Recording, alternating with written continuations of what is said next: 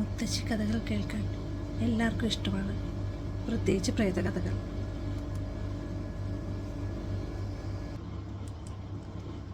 കല്യാണി, അതാണ് 10 വയസ്സുകാരിയുടെ പേര്. അവൾ പതിവ് പോലെ അയൽവക്കത്ത് കളിച്ച് ഉച്ചയായപ്പോൾ അവളുടെ വീട്ടിലേക്ക് മടങ്ങുകയായിരുന്നു. അതിവിജനമായ ഒരു വഴി, നിറയെ കാടുകൾ. അവൾക്ക് പക്ഷെ തീരെ ഭയമുണ്ടായിരുന്നില്ല. അവൾ പതിവിൽ സഞ്ചരിച്ചിരുന്ന വഴി തന്നെയാണത്.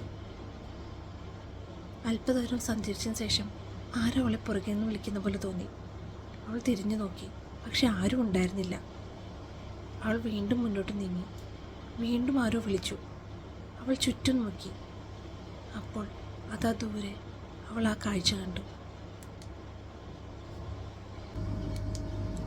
അല്പം ദൂരെയായി ഒരു വലിയ മരം, ഒരു ഇലകൾ പോലുമില്ലാതെ ചില്ലകൾ മാത്രമായി നിൽക്കുന്ന ഒരു മരം. ആ മരത്തിന് ചുവട്ടിൽ പഞ്ഞിക്കെട്ട് പോലത്തെ വെള്ളം മുടികൾ അഴിച്ചിട്ട് 2 കൈ നീട്ടി പുഞ്ചിരിയോടെ നിൽക്കുന്ന ഒരു മുത്തശ്ശി. അവളെ വിളിച്ചുകൊണ്ടേയിരുന്നു. ആ മുത്തശ്ശിയുടെ അടുത്തേക്ക് പോകണോ? അവളൊരു നിമിഷം ചിന്തിച്ചു. പിന്നെ അവൾ ആ മുത്തശ്ശിയുടെ അടുത്തേക്ക് നീങ്ങി. കാണാതായ മകൾക്ക് വേണ്ടി അച്ഛനും അമ്മയും ബന്ധുക്കളും എല്ലാവരും ആ നാട് മുഴുവൻ അന്വേഷിച്ചു. കുട്ടി പതിവായി പോകുന്ന വീട്ടിലും അന്വേഷിച്ചു. പക്ഷേ മകളെ കണ്ടില്ല. അവർ ആ കാടുകളിലേക്ക് അന്വേഷണം നീട്ടി. അങ്ങനെ അന്വേഷിച്ച് ഒടുക്കം അവൾ ഒരു മരത്തിൻ്റെ ചുവട്ടിൽ കിടക്കുന്ന കണ്ടു. അവർ ഓടിച്ചെന്ന് കുഞ്ഞിനെ വാരിപ്പുണർന്നു.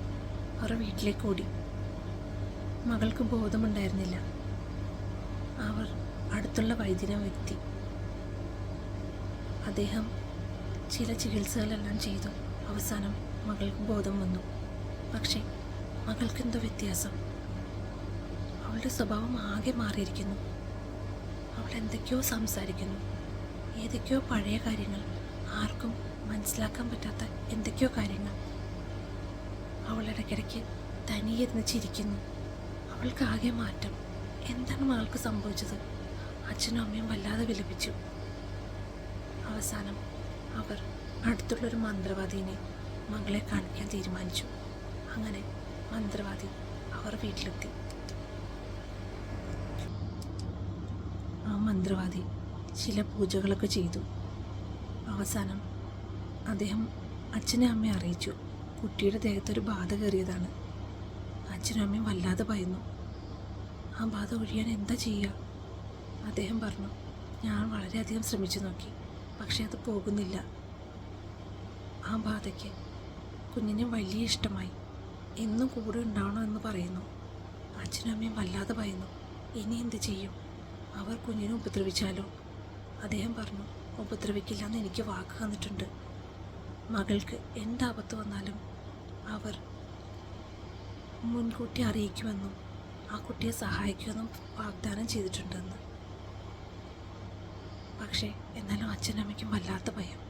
അദ്ദേഹം പറഞ്ഞു, അവർ പറഞ്ഞത് എല്ലാ വർഷവും അവർക്കുള്ള ഭക്ഷണം കൊടുക്കണം.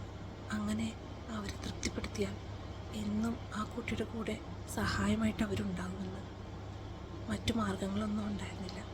അങ്ങനെ അച്ഛനും അമ്മയും അവർക്ക് ഭക്ഷണം കൊടുക്കാൻ തീരുമാനിച്ചു.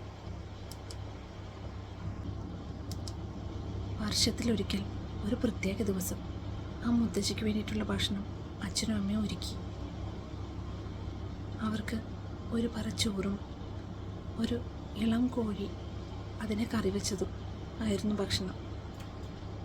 ഈ കറി വെക്കുന്നത് ഈ പെൺകുട്ടി തന്നെയാണ്.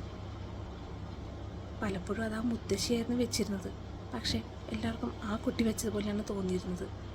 ഒരു രുചി പോലും നോക്കാത്ത കറി. സമയമാകുമ്പോൾ ആ കുട്ടിയെ പീഠത്തിലിരുത്തിയിരുന്നു. ആ പീഠത്തിന് മുന്നിൽ ഒരു വലിയ വാഴയില, അതിൽ ഒരു പറ ചോറ്, അതിന് മുകളിൽ ഈ കറി.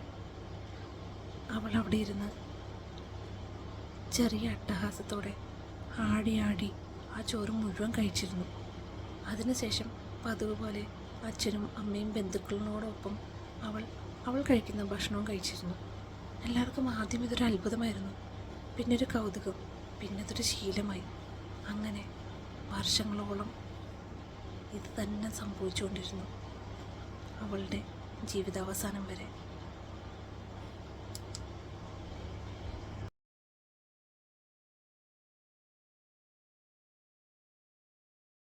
അവൾക്ക് പതിവുള്ള മീനാക്ഷി, അതാണ് ആ 10.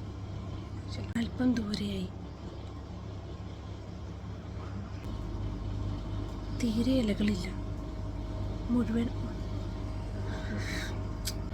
ഉണങ്ങിയ ഒരു